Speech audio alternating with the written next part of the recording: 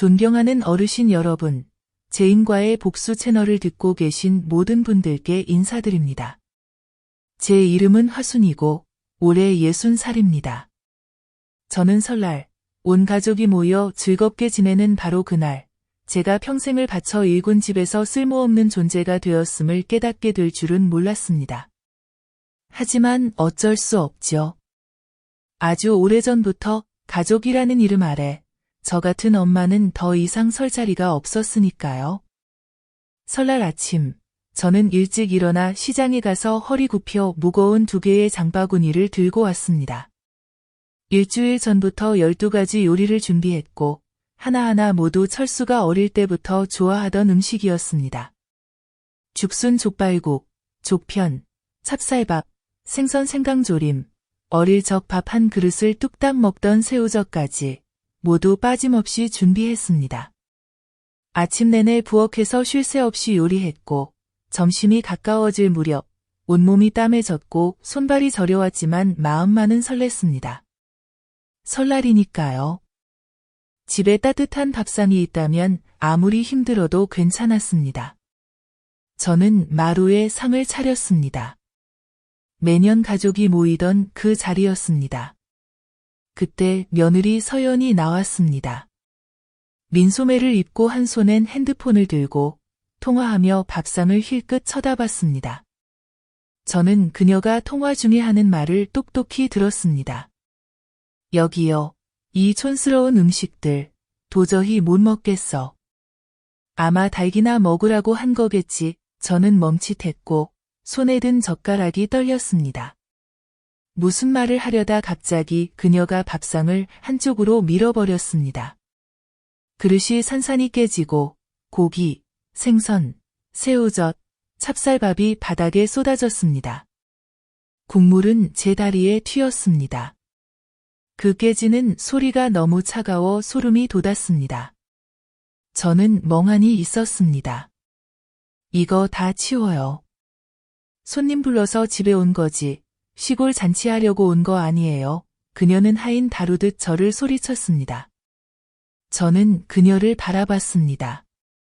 28살, 결혼식 때는 2손 모아 저를 어머니라 불렀던 아이가 이제는 저를 집안의 하녀처럼 쏘아봤습니다. 저는 아무 말도 하지 않았습니다. 저는 허리를 굽혀 깨진 그릇 조각과 떨어진 고기 조각을 하나하나 주었습니다. 눈물도 나오지 않았습니다. 얼굴이 뜨겁게 달아올랐습니다. 8살 손자가 문 뒤에 숨어 있다가 허리 굽힌 할머니를 보고 울면서 달려와 제 허리를 안았습니다. 할머니, 할머니 치우지 마세요. 저 먹을 수 있어요. 맛있어요. 제 마음이 다시 한번 무너졌습니다. 잠시 후 아들 철수가 집에 왔습니다. 그 광경을 보고 얼굴이 굳었지만 아무 말도 하지 않았습니다. 저는 그를 똑바로 바라보며 물었습니다. 내 아내가 이렇게 했는데 너는 어떻게 생각하니? 그는 고개를 숙였습니다. 엄마, 그냥 넘어가요. 설날인데 괜히 일 크게 만들지 말아요. 저는 웃었습니다. 목구멍이 메이는 그런 웃음이었습니다. 저는 일어나 방으로 들어가 문을 잠갔습니다. 자정이었습니다. 가족들은 새로 주문한 음식으로 상을 차리고 웃으며 사진을 찍고 건배를 했습니다. 저는 방에 누워 숟가락 부딪히는 소리에 마음이 찢어지는 듯 했습니다. 아무도 저를 부르지 않았고 아무도 엄마, 뭐 좀 드셨어요? 라고 묻지 않았습니다. 그 밤 저는 천장을 바라보며 머리가 어지러웠습니다. 비바람 속에서 아이를 키웠던 날들이 떠올랐습니다. 아들을 위해 동전 하나하나 모아 책을 사주던 때가 떠올랐습니다. 서연을 처음 집에 데려왔을 때 아들이 착한 아내를 얻었다고 기뻐했던 그때가 떠올랐습니다. 저는 틀렸습니다. 스스로에게 물었습니다. 나는 무엇을 위해 사는가? 내가 세운 부엌에서 남처럼 쫓겨나기 위해 사는가? 저는 서연이 달려와서 봉투를 낚아채고 찢어버렸다. 그녀는 공증 서류를 꺼내어 앞부분 몇 줄을 훑어보고는 소리쳤다. 민호. 민호가 누구야? 엄마가 집을 그 가난한 친척놈한테 준 거야? 나는 뒤돌아보지 않았다. 바로 그때 대문 초인종 소리가 울렸다. 민호가 밖에 서 있었다. 단정한 셔츠 차림에 손에는 낡은 여행 가방을 들고 있었다. 그는 공손히 고개를 숙였다. 화순 이모, 이모가 오라고 해서 왔어요. 온 가족이 문 쪽으로 확 돌아봤다. 철수는 입을 쩍 벌렸고 서연은 얼음물이라도 맞은 듯 얼굴이 창백해졌다. 나는 그들을 바라보며 담담하게 말했다. 오늘부터 민호가 이 집의 새 주인이야. 엄마는 민호가 허락해서 남는 거고 너희들은 3일 안에 나가야 해. 엄마. 철수가 소리쳤다. 엄마, 이게 무슨 짓이야? 이 집은 우리 집이야. 엄마 평생 여기서 살았잖아. 그런데 갑자기 남한테 넘기면 어떡해? 나는 미소를 지었다. 바람처럼 가벼운 미소였다. 너희는 엄마를 뭐라고 생각했니? 가정부. 잊혀진 늙은 전등쯤으로 봤니? 서연이 소리쳤다. 나 고소할 거야. 난 절대 인정 못해. 나는 다가가 가방에서 서류 사본을 하나 더 꺼내 테이블에 올려놓았다. 마음대로 해. 흰 종이에 검은 글씨, 공증 도장까지 다 찍혀 있어. 이 집은 처음부터 너희 이름이 없었어. 내가 뭘 하든 내 권리야. 내 손자, 내 친손자가 집안에서 달려나왔다. 그는 내 옷자락을 붙잡고 눈이 빨개져서 말했다. 할머니, 그럼 나랑 엄마 아빠는 어디서 살아? 나는 멈춰섰다. 단 1초, 심장이 누군가에게 옥죄이는 듯했다. 나는 몸을 굽혀 아이를 안아 올렸다. 너만이 안쓰럽구나. 나는 그 아이를 안고 등을 돌려 안으로 들어갔다. 이 집은 이제 내 것이다. 내 이름이 등기부에 적혀서가 아니라 나는 더 이상 아무것도 잃는 게 두렵지 않으니까. 내 뒤에서 서연이 소리치며 벽을 세게 쳤다. 난 절대 안 나가. 나도 권리가 있어. 민호가 가방을 내려놓고 그녀 앞으로 다가가 침착하게 말했다. 직접 나가고 싶지 않으면 경찰을 부를 수도 있어요. 하지만 3일이면 충분히 생각할 시간일 거라 믿어요. 철수는 민호를 노려보며 싸움을 걸 듯했지만 이내 물러나 의자에 주저앉았다. 나는 손자를 안은 채 2층으로 올라갔다. 그는 내 어깨에 얼굴을 파묻고 흐느꼈다. 나 할머니랑 떨어지기 싫어. 나는 그의 머리를 쓰다듬으며 조용히 말했다. 할머니가 널 집 없이 두진 않을 거야. 하지만 널 아프게 한 사람은 용서하지 않아. 내 방 문이 닫혔다. 평생 처음으로 나는 그 문이 더 이상 외로움의 그림자가 아니라 나 자신을 지키기 위해 세운 경계임을 느꼈다. 나는 침대에 앉아 서랍을 열고 오래된 수첩을 꺼냈다. 휘갈겨 한 줄을 썼다. 설날, 내가 나를 위해 살아가는 첫 해, 첫날. 평생, 나는 참고 살았다. 평생, 나는 고개를 숙였다. 그러나 이 나이가 되어 나는 누구보다도 분명히 알게 됐다. 사람은 스스로 약하다고 남이 믿게 할 때만 무너진다는 걸. 이제 더는 아니다. 다시는 없다. 설날 이튿날 아침, 이웃집 딸기 울자마자 나는 집 앞 계단에 앉아 있었다. 내 손에는 민호가 갓 우린 생강차 한 잔이 있었다. 민호는 공손하게 잔을 내려놓고 고개를 숙였다. 이모, 쉬세요. 부엌일은 제가 할게요. 나는 고개를 끄덕이며 대문을 바라봤다. 아직 그들은 떠나지 않았다. 철수와 서연은 뒤쪽 창고방에 남아 있었다. 매일 밤 며느리의 투덜거림, 철수의 한숨, 그리고 가끔 손자의 어둠이 무서워 우는 소리가 들렸다. 나는 문을 잠그지 않았지만 먼저 말을 꺼내지도 않았다. 설날 이튿날 점심, 민호는 내가 2주 전에 담근 절임채소와 고등어 조림, 단호박국 3가지 반찬을 상에 올렸다. 나는 민호와 함께 낡은 나무 식탁에 앉아 식사를 했다. 그 자리는 매년 설날마다 그들이 손님을 맞이하던 곳이었다.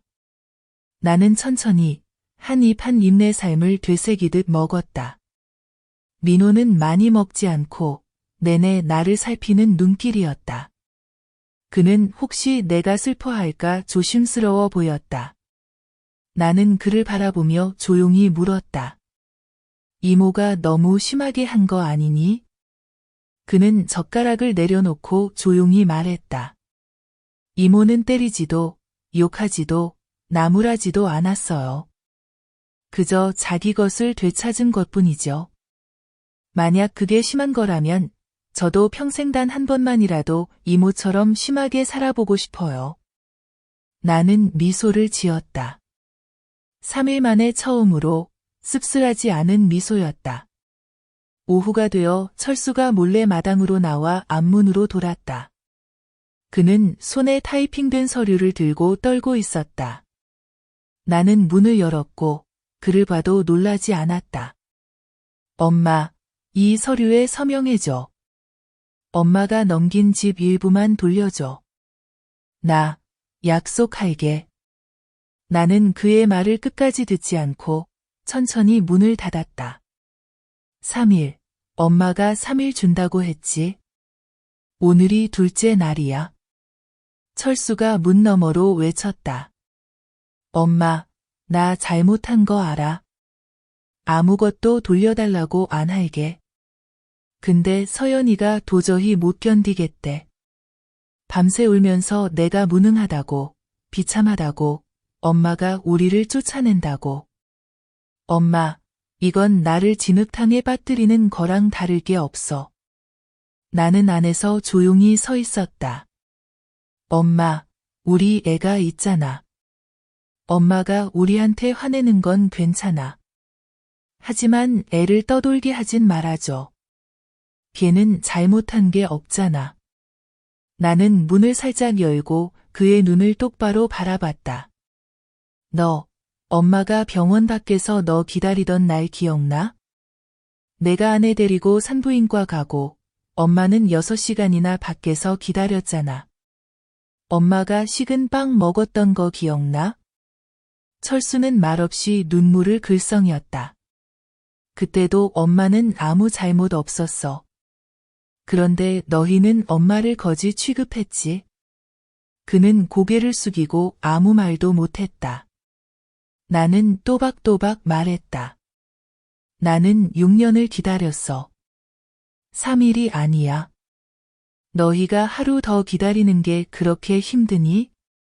철수는 서류를 꽉 쥐고 손이 덜덜 떨렸다. 설날 이튿날 밤, 내 손자가 몰래 방에 올라왔다. 손에는 3살 때 찍은 가족 사진이 있었다. 사진 속에서 나는 그를 안고 철수와 서연이 양옆에서 활짝 웃고 있었다. 할머니, 이 사진 너무 예뻐.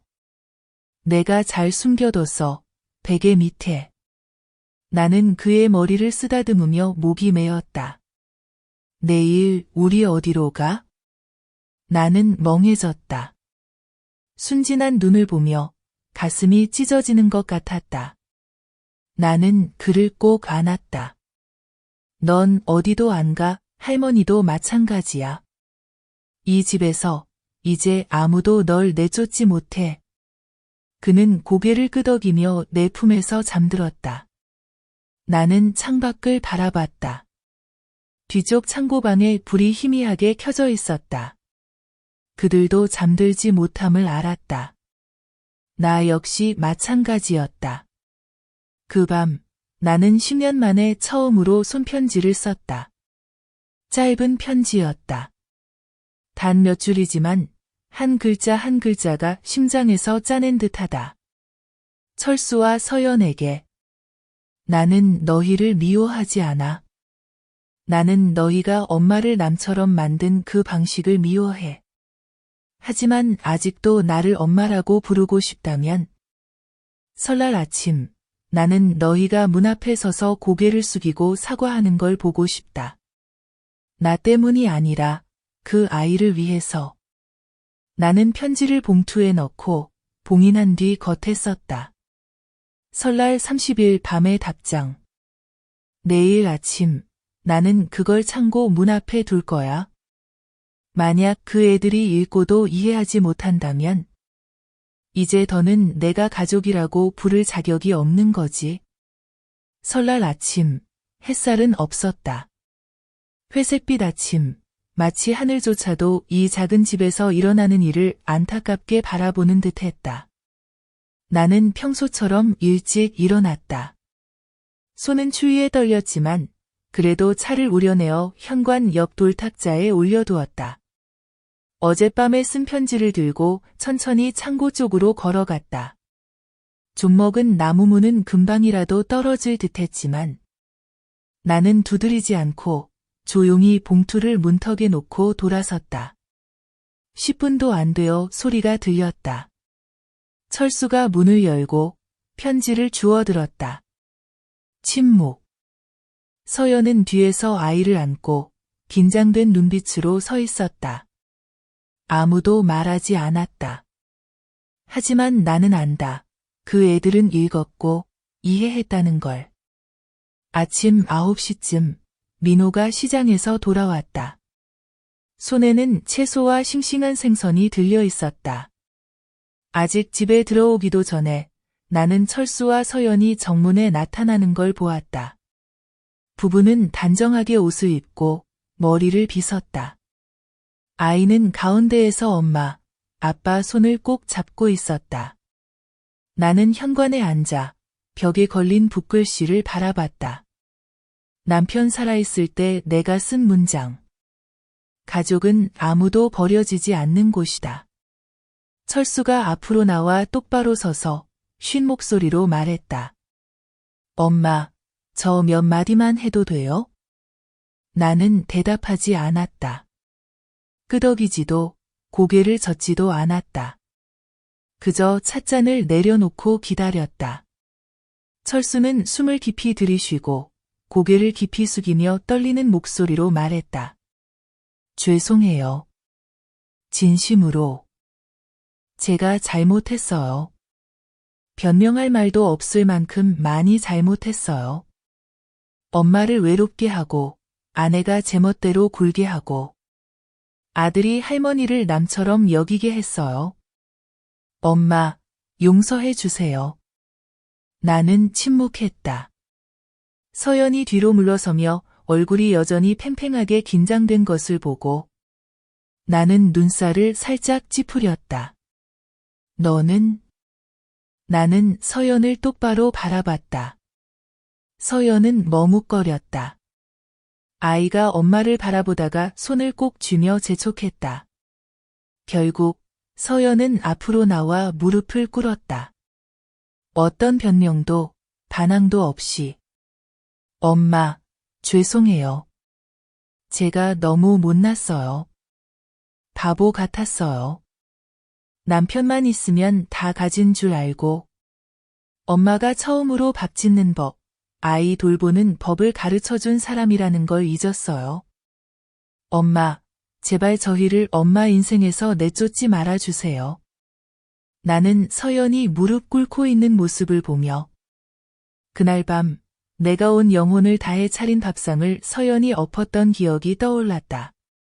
그 치욕은 쉽게 삼켜지지 않는다. 하지만 고개를 숙이고 결정을 기다리는 손주를 보며 나는 알았다. 내가 한 번 더 상처를 준다면 그 피해자는 그들만이 아니란 걸. 나는 천천히 일어섰다. 목소리는 더 이상 차갑지도 용서하는 것도 아니었다. 여기는 내 집이다. 너희가 여기서 살 수 있는 건 저 아이 덕분이다. 나는 어른을 붙잡지 않는다. 하지만 아이를 거리로 내쫓을 수는 없다. 두 사람 모두 울음을 터뜨렸다. 벌을 받아서 우는 게 아니라 오랫동안 억눌러온 분노와 비겁함, 수치심이 터져나오는 울음이었다. 나는 민호 쪽을 바라봤다. 그는 지금까지 조용히 부엌 옆에 서서 지켜보고 있었다. 너는 어떻게 생각하니? 그가 고개를 끄덕이며 조용히 말했다. 이모는 용서하지만 잊지 않아요. 각자 자기답게 살아야 해요. 나는 서연을 보고 철수를 바라봤다. 나는 너희한테 효도 바라는 거 없다. 하지만 오늘부터 부엌에서 밥 먹지 않을 거고 집 청소도 안 할 거다. 나는 엄마지 일꾼이 아니다. 철수는 눈물이 그렁그렁해진 채 말했다. 엄마, 저희 이해해요. 이제 엄마를 더 이상 아프게 하지 않을게요. 나는 한숨을 쉬었다. 이번에는 길고 깊게. 마음이 약해져서가 아니라 가슴에 얹힌 돌덩이 중 일부를 내려놓았기 때문이다. 그래, 들어가서 집 치우고 오늘 밤은 내가 마지막으로 밥할게. 내일부터는 각자 번갈아. 안 하면 굶어. 민호가 웃음을 터뜨렸다. 새 법이네, 이모? 나는 고개를 끄덕였다. 이 법, 엄마가 만든다. 이 집, 엄마가 지킨다. 말대꾸하면 나가라. 그날 저녁, 집에는 다시 밥 짓는 냄새가 났다. 식당에서 시킨 음식이 아니라 내 손으로 지은 밥이었다. 이번에는 철수가 쌀을 씻고 서연이 채소를 다듬고 손주는 머리에 큰 수건을 두르고 양파를 고르고 있었다. 밥상이 차려지고 나는 가운데 앉았다. 온 가족이 둘러앉았다. 민호가 차를 따르고 철수가 반찬을 집어주고 서연이 고개를 숙이며 말했다. 엄마, 이 생선 좀 드세요. 어제 아무것도 못 드셨잖아요. 나는 젓가락을 들었다. 손이 살짝 떨렸지만 피곤해서가 아니라 10년 만에 처음으로 마음이 평온해졌기 때문이다. 나는 조용히 말했다. 이번엔 너희가 밥상을 엎지 않으면 나도 더 이상 치울 필요 없겠지. 한 끼 식사. 그릇 깨지는 소리도 눈물도 없었다. 그저 옛사람, 세 사람이 함께 앉아 30일 밤에 그 발길질이 없었던 것처럼. 그날 밤, 설날 저녁 식사 후 나는 혼자 현관 앞에 앉아 민호가 막 내린 따뜻한 차를 들고 있었다. 달은 늦게 떴고 바람은 오후의 큰 바람에 우수수 떨어진 매화 잎 사이로 스며들었다. 나는 서연이 집 정리하다가 실수로 꺾어버린 매화나무 가지를 바라보며 계속 한마디를 생각했다. 모든 사람에겐 한계가 있다. 그걸 넘으면 더는 돌아갈 길이 없다. 30분쯤 지나 철수가 나왔다. 손에는 오래된 사진 앨범이 들려 있었다. 몇 년 전 어딘가에 버려진 줄 알았던 그것을. 철수는 내 옆에 앉아 조용히 한 장씩 넘겼다. 사진 한 장 한 장이 모두 추억이고 상처였다. 엄마, 기억나요? 어릴 때, 나 자전거 타다 넘어져서 다리 부러졌을 때, 엄마가 아침부터 저녁까지 나를 업고 병원 다녔잖아요. 아무것도 못 드셨는데. 철수는 조용히 말했다. 나는 그를 보지 않고 고개만 끄덕였다.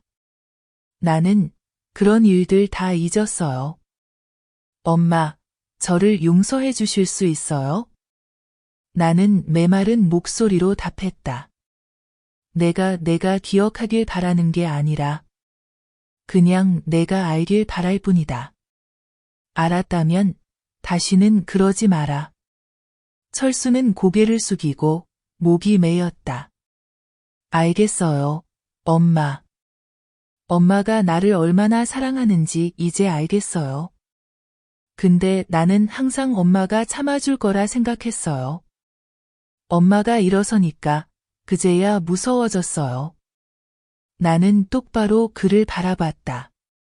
수년 만에 처음으로 예전엔 무심했던 그 아들이 다시 어린아이처럼 내 품에 앉아있던 그 시절처럼 연약하고 두려워하며 길을 안내받고 싶어 했다. 내가 잘못한 건 불효해서가 아니라 엄마를 그림자처럼 여겼기 때문이야. 너는 잊었지. 그림자도 비와 햇빛을 가려줄 수 있다는 걸. 하지만 짓밟히면 그림자도 사라질 수 있다는 걸. 철수는 입술을 깨물고 눈이 붉게 충혈됐다. 엄마가 내 인생에서 사라지는 건 원하지 않아요. 나는 차를 한 모금 마시고 말했다. 내일부터 매일 아침 6시 전에 일어나길 바란다. 아침밥을 짓고 마당을 쓸고 나무를 돌봐라. 이건 잘못을 갚으라는 게 아니라 다시 자식이 되는 법을 배우라는 거야. 철수는 고개를 끄덕였다. 할 수 있어요. 정월 초나흔 날 아침, 나는 일찍 일어났다. 문을 열자 철수가 이미 열심히 나무에 물을 주고 마당을 쓸고 있었다. 서연은 부엌에서 설거지를 하고, 손자는 공부를 하고, 민호는 장을 보고 아침을 준비하고 있었다. 집은 조용했지만 더 이상 적막하지 않았다. 점심이 되어 나는 철수를 방으로 불렀다. 책상 위에는 내가 오래전부터 써온 노트가 있었다. 각 페이지마다 그 아이들이 나를 아프게 했던 순간들, 행동 하나하나, 말 한마디, 밤마다 가슴을 움켜쥐고 울었던 기억들이 적혀 있었다. 철수는 조용히 노트를 넘기며 울었다. 그는 내 손을 잡았다. 엄마가 이렇게 힘든 줄 몰랐어요. 나는 말했다. 내가 내 고생을 알아서 나를 불쌍히 여기길 바라는 게 아니다.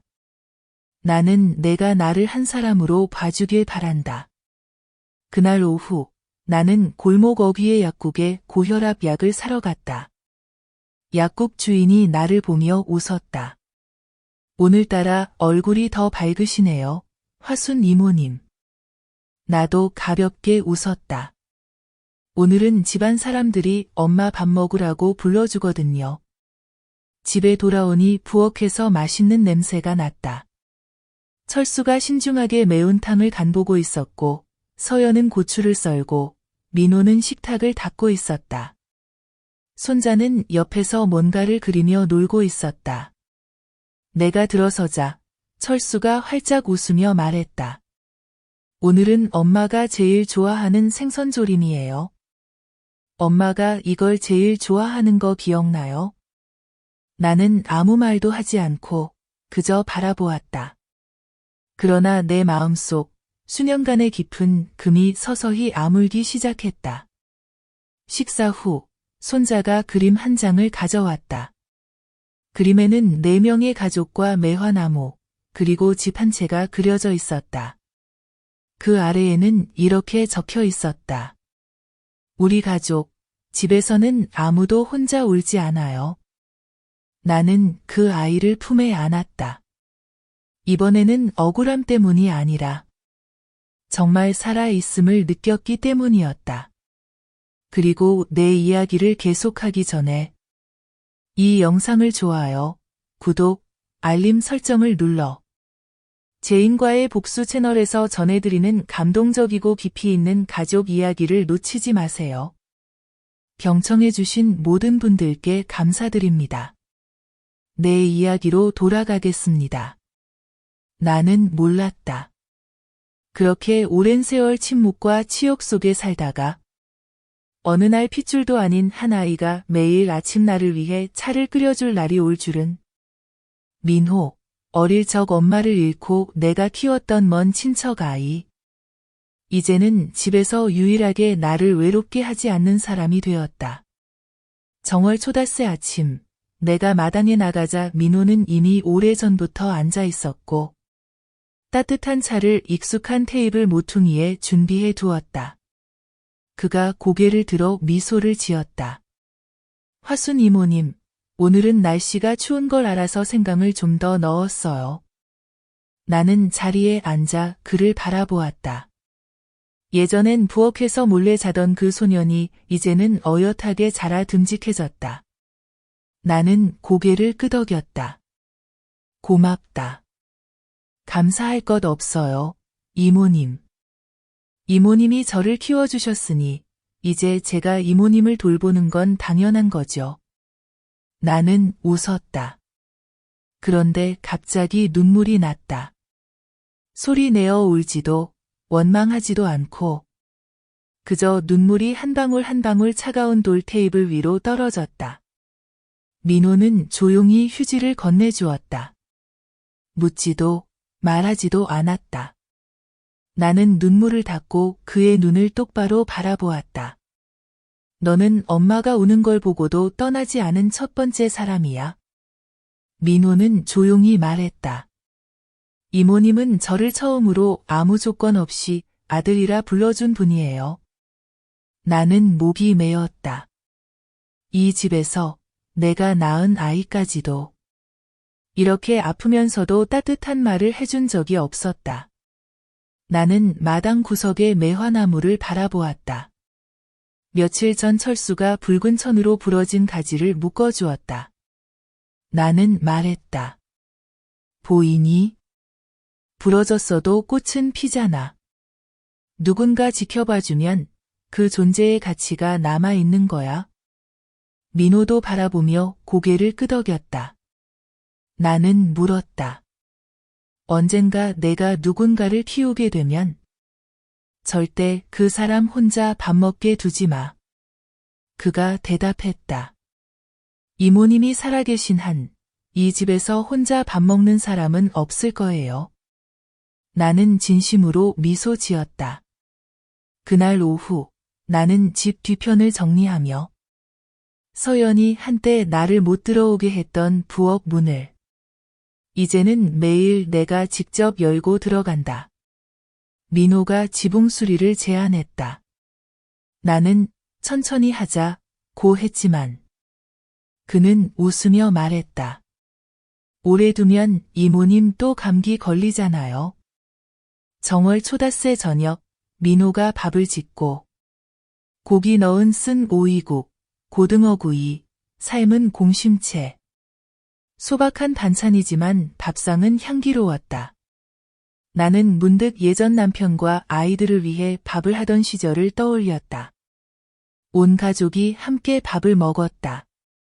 누구도 큰 소리 내지 않고 서두르지도 않았다. 서연은 아이에게 반찬을 집어주고 철수는 내게 물을 따라주었다. 민호는 가장 연한 고기 조각을 내게 집어주었다. 나는 주위를 둘러보며 마음이 한결 가벼워졌다. 그러나 그날 밤 나는 서연이 전화통화하는 소리를 들었다. 그녀는 복도 끝에 서서 작은 목소리로 분명하게 말했다. 더 이상 못 참겠어. 저 늙은이랑 사는 건 감옥 같아. 내가 생각하는 것처럼 착하지 않아. 우리 모두 그녀한테 휘둘리고 있어. 맹세해. 언젠가는 반드시 뒤집을 거야.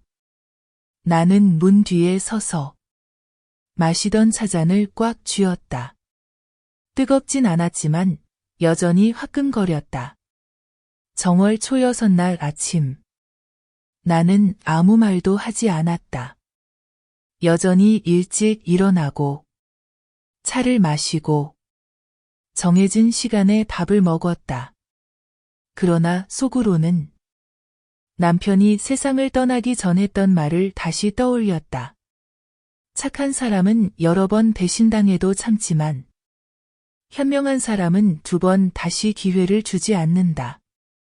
나는 마당에서 나무에 물을 주는 민호를 보았다. 그는 흐린 날의 햇살처럼 내 마음을 비춰주었다. 그리고 나는 알았다. 이제는 내 삶에 남을 사람을 분명히 선택해야 할 때라는 걸. 정월 초여섯 날 밤. 나는 한숨도 자지 못했다.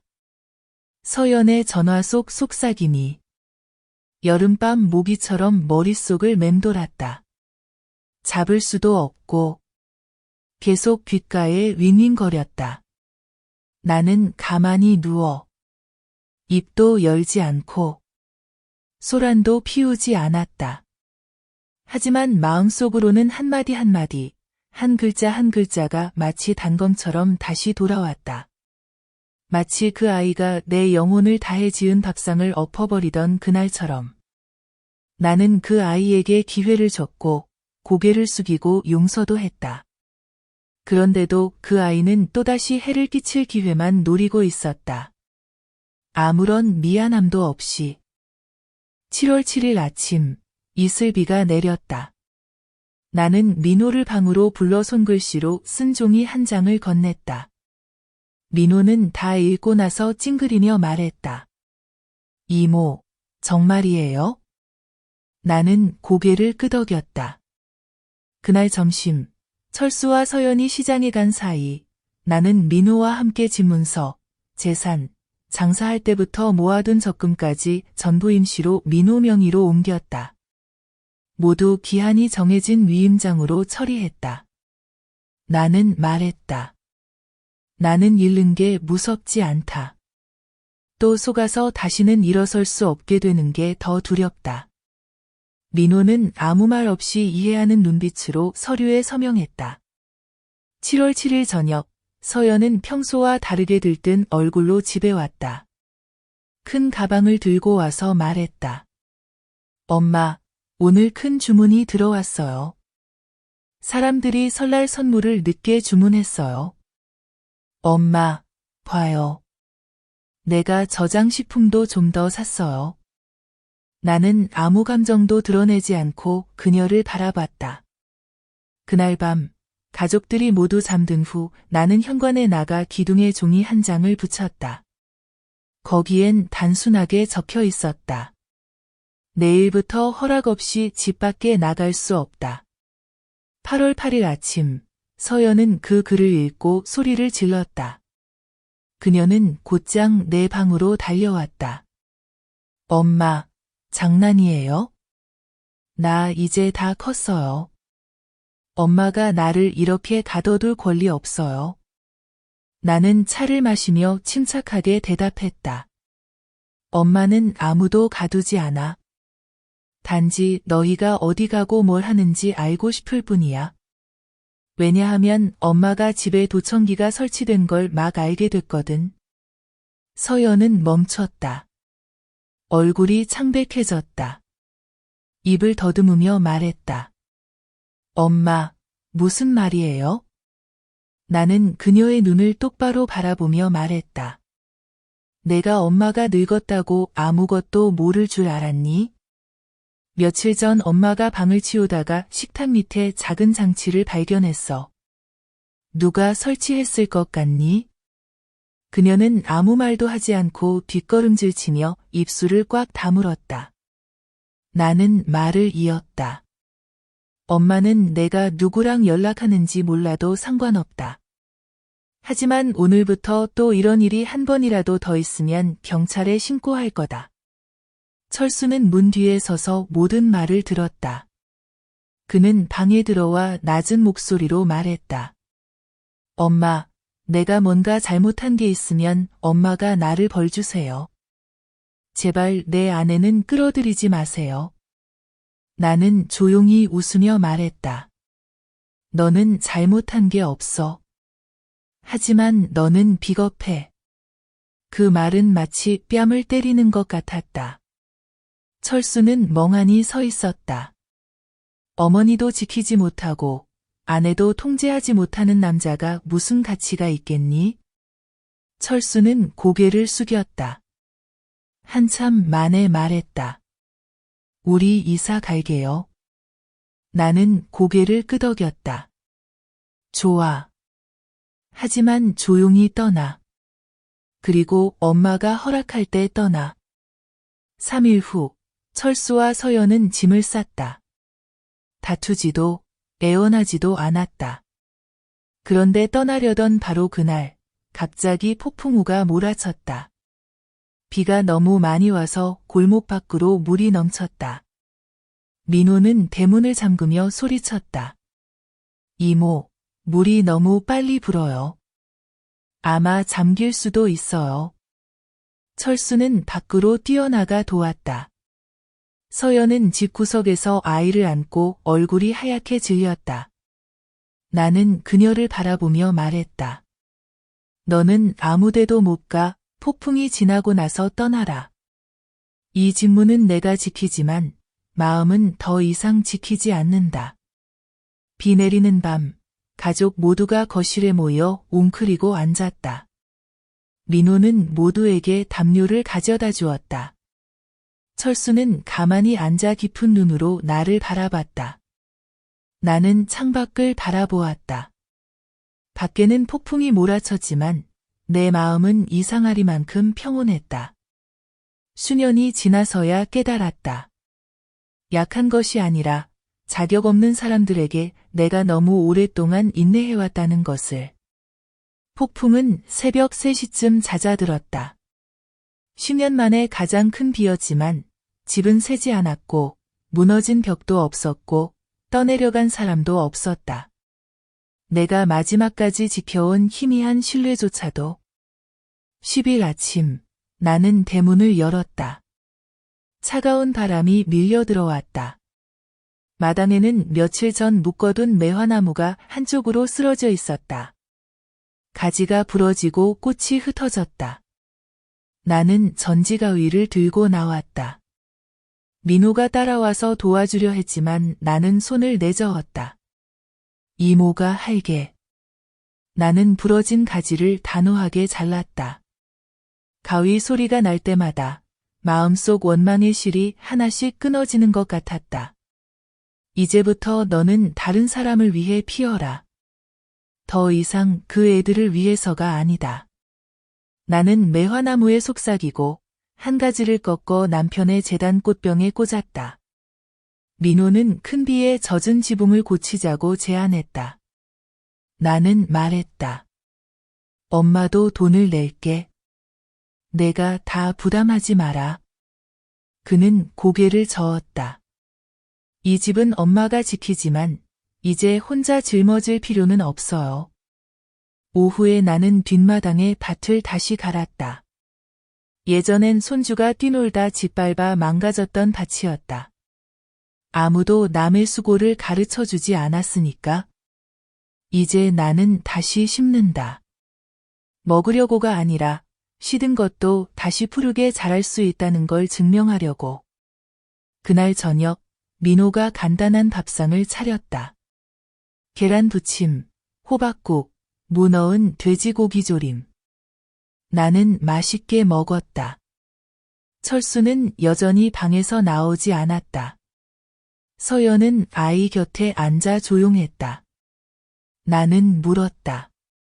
내일 너희 어디 갈 생각이니? 철수가 대답했다. 아직 몰라요. 하지만 여기엔 더 이상 안 있을 거예요. 나는 고개를 끄덕였다. 엄마는 막지 않아. 하지만 미리 말한다. 손주는 엄마가 데리고 있을 거야. 서연은 놀라서 물었다. 무슨 말이에요? 내 아이인데, 내가 낳았는데, 엄마가 왜 데리고 있어요? 나는 가방에서 서류 한 뭉치를 꺼냈다. 임시 후견인 신청서였다. 동사무소 확인도 있었고, 부부의 소득이 아이 양육에 충분하지 않다는 증명서도 있었다. 나는 서류를 책상에 내려놓고 서연을 똑바로 바라봤다. 엄마가 손주를 뺏는 게 아니다. 엄마가 손주를 지키는 거다. 그래야 너희가 잘못을 만회할 기회가 있으니까. 철수는 멍하니 말했다. 엄마, 엄마가 다 준비했어요? 나는 대답했다. 나는 계산하지 않았다. 그저 대비했을 뿐이다. 한 번 밥상을 엎은 것으로 충분하다. 아무도 반박하지 못했다. 왜냐하면 내가 일어서고 나서 그들은 더 이상 기대고 의지할 게 없었기 때문이다. 다음 날 아침, 그들은 짐을 트럭에 실었다. 아이는 울면서 나와 남고 싶다고 했다. 서연은 아쉬워했지만 전처럼 소리치지 않았다. 철수는 조용히 나를 안고 말했다. 내가 잘못했어요. 하지만 이번엔 엄마가 오라요. 나는 말했다. 가라. 처음부터 다시 인간답게 살아라. 아이를 사랑할 줄 알게 되면 돌아와서 허락을 구해라. 그때 만나게 해주마. 트럭이 떠났다. 나는 손주를 안고 집으로 들어와 대문을 닫았다. 눈물도 미련도 없었다. 이제 저와 그 아이만 남았습니다. 한때 각자의 집에서 버려졌던 두 사람. 그날 오후 저는 손자에게 수학을 가르치고 민호는 지붕을 고쳤습니다. 맑은 햇살 아래 망치질 소리가 울려 퍼졌습니다. 저는 집안을 둘러보았습니다. 화려하지도 편의시설이 가득하지도 않지만 지금은 깨끗하고 아늑하며 안전합니다. 문득 생각이 들었습니다. 어쩌면 아이 하나를 잃고 나서야 새로운 삶을 얻게 되는 것일지도. 철수와 서연이 집을 떠난 지 일주일, 아무런 문자도 전화도 안부도 없었습니다. 저는 놀라지 않았습니다. 사람들은 필요할 때만 돌아오지 그리워서 돌아오는 건 아니니까요.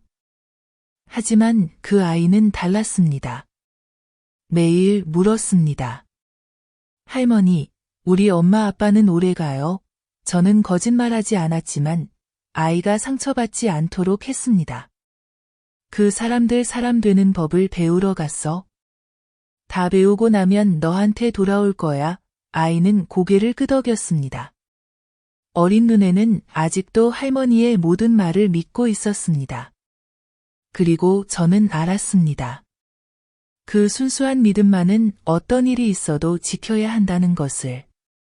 월요일 아침, 저는 손자를 학교에 데려갔습니다. 집 근처에 있는 낡았지만 정겨운 학교였습니다. 선생님은 저를 보자마자 말했습니다. 오늘부터 할머니랑 같이 사는 거예요? 다행이에요. 몇 달 전엔 자주 지각하고 아침도 못 먹고 수업 시간에 자주 엎드려 있었어요. 저는 그 말을 들으며 아이의 가방끈을 살짝 쥐었습니다. 아이가 제 손을 잡으며 속삭였습니다. 할머니, 이제 매일 아침 계란밥 먹으니까 더 이상 졸지 않을 거예요. 저는 아이를 안았습니다. 가슴이 칼로 베이는 듯 아팠지만 얼굴엔 미소를 지었습니다. 더 이상 아이의 부모를 원망하지 않았습니다. 오히려 너무 믿고 너무 어리석었던 제 자신을 탓했습니다. 오후가 되어 민호가 현관 앞 계단을 다시 쌓았습니다. 이모가 아이 데리고 오르내릴 때 계단이 낮아서 위험해요. 라고 말했습니다. 여기 계속 있을 거니? 라고 묻자 민호는 웃으며 말했습니다. 이모가 쫓아내지 않는 한 전 안 떠나요. 저는 말없이 가만히 있었습니다.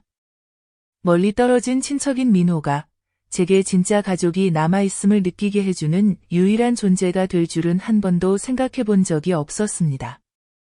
그날 저녁 제가 밥을 짓고 있는데 전화가 울렸습니다. 모르는 번호였습니다.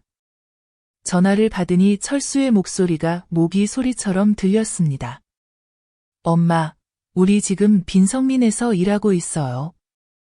나는 막노동, 서연이는 온라인 판매해요. 엄마한테 돈 좀 보낼게요. 제가 말을 잘랐습니다. 필요 없어. 엄마, 우리 다시 잘 살아보려고 해. 엄마, 우리 아이만 잘 부탁해. 제발 아이가 부족함 없이 자라게 해줘. 저는 의자에 앉아 천천히 말했습니다. 나는 너희를 위해 아이를 지키는 게 아니야. 내게 남은 믿을 수 있는 전부이기 때문에 아이를 지키는 거야. 언젠가 너희가 자격이 있다면 아무 예고 없이 돌아와라. 철수는 오랫동안 침묵하다가 알겠어요. 라고 말했습니다. 저는 전화를 끊었습니다. 눈물은 흘리지 않았지만 마음은 아팠습니다. 남편의 영정사진을 바라보았습니다. 여전히 인자하고 늙은 모습. 저는 조용히 말했습니다. 여보, 보이지? 나 집도 지켰고 내 마음도 지켰어. 그날 밤 저는 잠들지 못하고 한 줄 한 줄 일기를 썼습니다. 한 줄 한 줄이 손자와 민호, 그리고 저 자신에게 남기는 당부였습니다. 사람은 피부치를 배신할 수 있어도 아이의 믿음만은 배신해서는 안 된다. 다음 날 아침, 저는 평소보다 더 일찍 일어났습니다. 차를 우려 익숙한 돌탁자에 올렸습니다. 민호가 뒤뜰에서 저를 보고 웃었습니다. 이모, 오늘 날씨 정말 좋아요. 우리 대문 다시 칠해요. 저는 녹슨 대문을 바라보며 말했습니다. 좋아. 근데 빨간색으로 칠하자. 복이 오게 민호가 의아해하며 물었습니다. 이모가 언제 빨간색을 좋아했어요? 저는 차 한 모금을 마시며 미소 지었습니다. 좋아해서가 아니야. 피의 색이니까. 이 집을 지키려고 내가 너무 많이 흘렸던 피. 그날 점심, 저는 직접 붓을 들고 민호와 함께 하나하나 대문을 칠했습니다. 붓질 하나하나가 상처를 지우는 것이었습니다. 수치와 아픔, 그리고 투명인간처럼 살아온 지난 날을 지웠습니다. 저녁이 되자 골목 한가운데 붉은 대문이 환하게 빛났습니다. 이웃 아이들이 지나가며 손가락질했습니다. 화순 할머니네 집 진짜 예뻐요. 저는 미소 지었습니다. 이제는 집의 색깔까지도 제가 주인이라는 사실이 아름다웠습니다. 아무도 더 이상 바꿀 수 없습니다. 새 달의 첫날, 저는 보라색 한복을 꺼내 햇볕에 널었습니다. 남편이 제가 55살 때 사주었던 옷입니다. 그때는 온 가족이 화목했거나 적어도 저는 그렇게 믿었습니다. 수년간 입지 않았지만 오늘은 다시 입고 싶었습니다. 이모, 정말 잘 어울려요. 민호가 웃으며 말했습니다. 어릴 때 손님 올 때마다 이 옷 입고 부엌에서 혼자 잔치 준비하시던 거 생각나요? 저는 웃으며 말했습니다.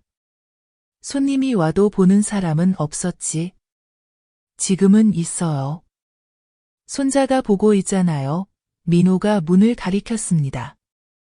아이가 그곳에 서서 저를 멍하니 바라보다가 소리쳤습니다.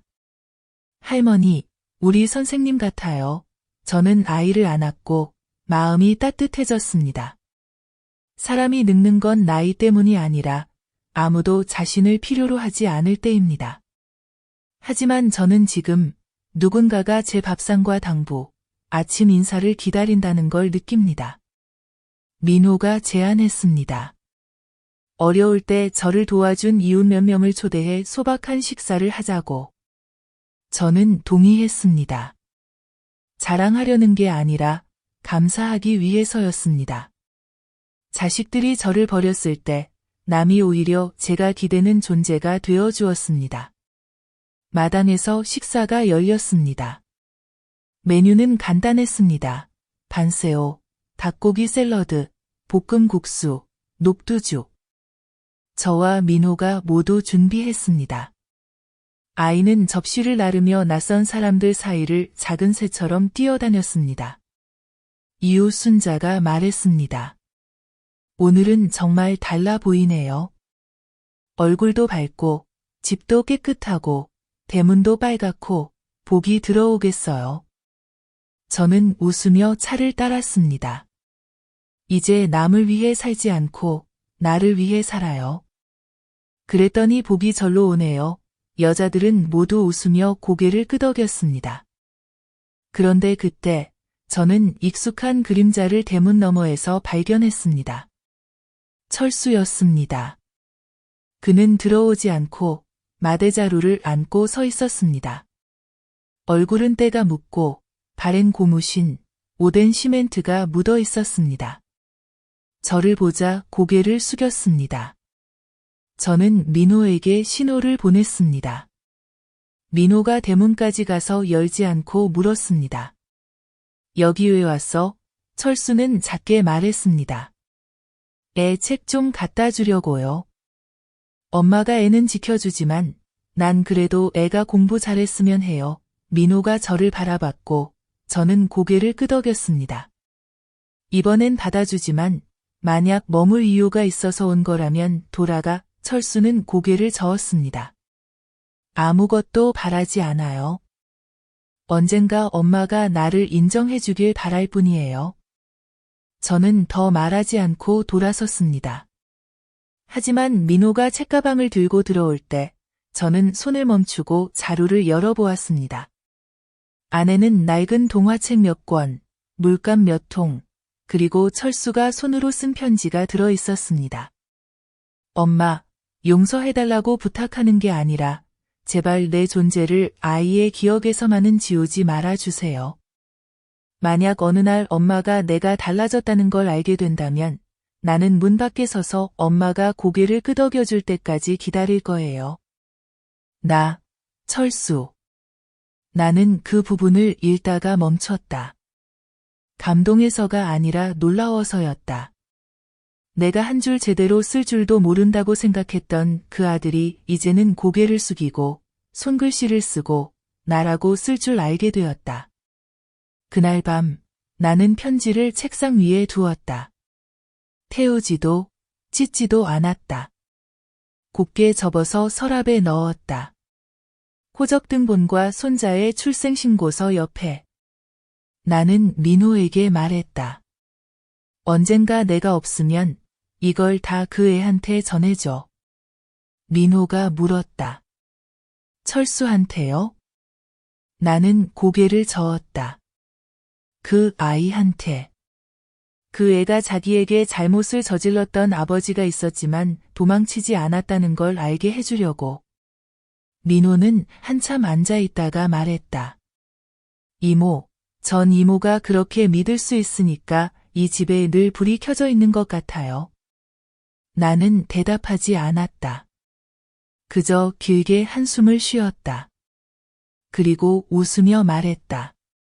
너 그거 아니? 예전엔 귀신이 무서워서 매일 밤 기름등을 켰는데 지금은 외로워서 불을 켜. 민호는 눈시울이 붉어져서 나를 바라봤다.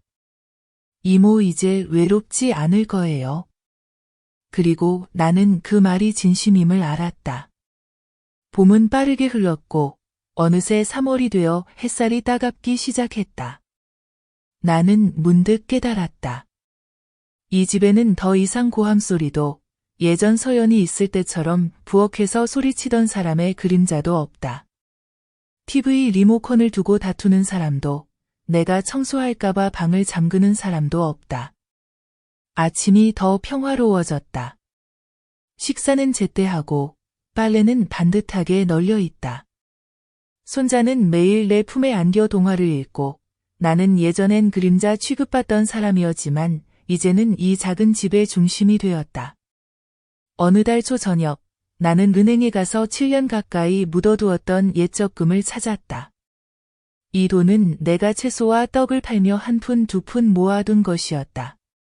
큰 돈은 아니지만 지붕을 고치고 손자 방을 다시 짓고 작은 책장 하나를 사주기엔 충분했다.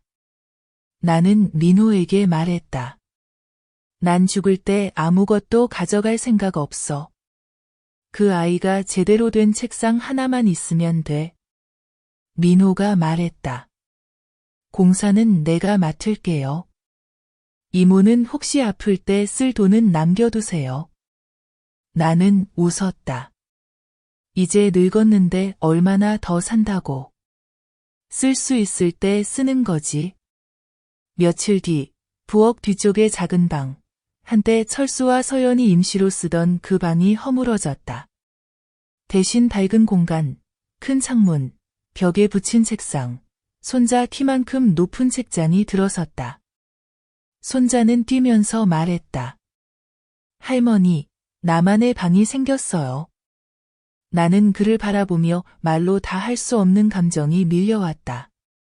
행복하면서도 미안했다. 그 아이는 바닥에서 자고 찬밥을 먹고 베개를 더럽혔다고 엄마에게 혼난 적이 있었다. 나는 말했다.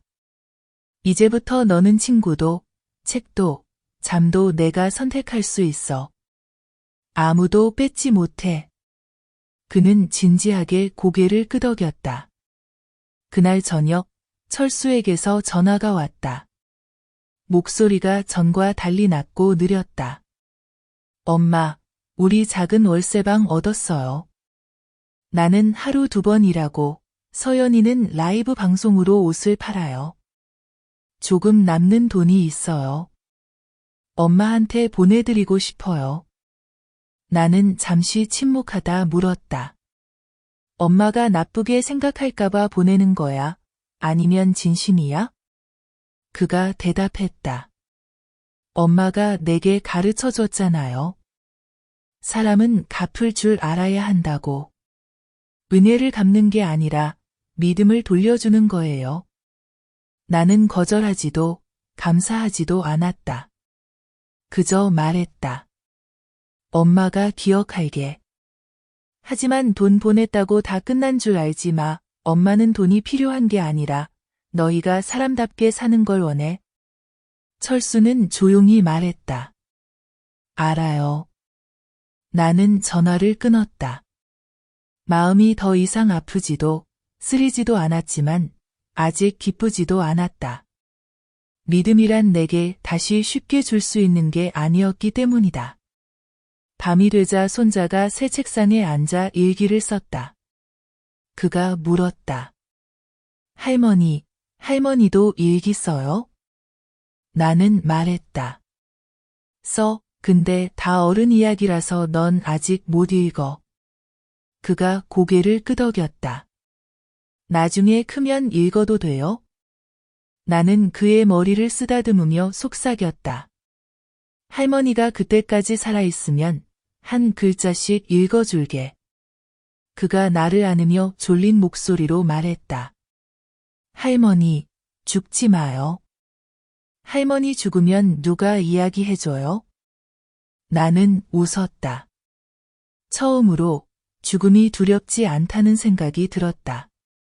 내가 아직 누군가에게 필요한 사람임을 알았기 때문이다. 3월 셋째 주, 나는 빈 성민에서 철수가 보낸 수포를 받았다. 예고도 전화도 없이. 나는 박스를 열었다. 안에는 서연이 만든 코코넛 솔을 넣은 바나나잎 떡 한 상자와 작은 편지, 몇 장의 사진이 들어있었다. 철수가 막노동을 하는 모습, 땀에 젖은 셔츠, 작은 월세방 부엌에서 떡을 싸는 서연, 그리고 내 손자가 부모 사이에 서서 할머니가 보고 싶어요 라는 팻말을 들고 있는 사진. 나는 한참을 가만히 앉아 있었다. 여전히 삐뚤빼뚤하지만 솔직한 손글씨였다. 엄마가 읽을지 모르지만 우리는 계속해요. 누구 때문이 아니라 나 자신을 위해서. 매일 아이를 보며 내가 얼마나 잘못했는지 떠올리는 게 견딜 수 없어서요. 서연이 엄마께 죄송하다고 해요. 전화할 용기가 없어요. 엄마가 아직 용서하지 않았다는 걸 아니까요. 하지만 서연이 말하길 다시 시작할 수 있다면 엄마랑 요리도 배우고 진심으로 엄마라고 부르고 싶대요. 돌아가겠다는 건 아니에요. 그저 엄마가 아이를 지켜주길 부탁드려요. 철수. 나는 다 읽고도 울지 않았다. 하지만 누가 내 심장에 절구공이를 눌러놓은 것처럼 가슴이 답답했다. 용서해서가 아니라 그들이 진짜로 올바르게 살기 시작했다는 걸 느껴서였다. 저녁에 나는 떡을 민호와 손자에게 나눠주었다. 손자는 한 입 베어 물고 외쳤다. 할머니, 우리 엄마가 만든 냄새랑 똑같아요. 나는 말했다. 그래, 내 엄마가 만든 거야. 너한테 보내준 거야. 그는 멍하니 있다가 떡을 꼬가누며 조그맣게 말했다. 우리 엄마, 나 보고 싶어 했어요? 나는 고개를 끄덕였다. 응, 많이 보고 싶어 했지. 그날 밤, 오랜만에 나는 손자가 잠든 방에 들어갔다. 오래도록 그를 바라보다 서랍에서 내가 쓰던 일기장을 꺼내 새 페이지를 펼쳤다. 그리고 썼다. 3월, 내 인생에서 처음으로 나를 배신했던 사람이 정말로 변할 수 있다고 믿는다. 다음 날, 나는 아침 일찍 시장에 갔다. 바나나잎, 찹쌀, 코코넛 가루, 야자당을 샀다. 아무에게도 말하지 않았다. 점심 식사가 끝나고 나서야 민호를 불렀다. 이리 와, 엄마가 떡 만드는 법 가르쳐 줄게. 나중에 엄마가 늙으면 내가 손자한테 해줘. 민호가 희죽 웃으며 말했다. 이모가 가르쳐주면 내가 배울게요. 하지만 이모는 아직 건강하잖아요. 나는 아이를 바라보며 말했다. 건강하다고 해서 평생 사는 건 아니야.